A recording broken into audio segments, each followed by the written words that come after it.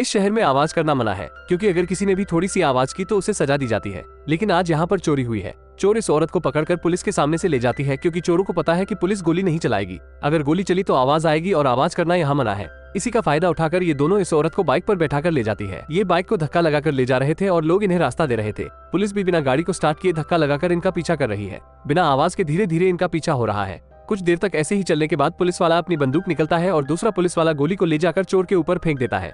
दोस्तों, अगर आपको मौका मिले तो क्या आप ऐसी शहर में रहना पसंद करोगे?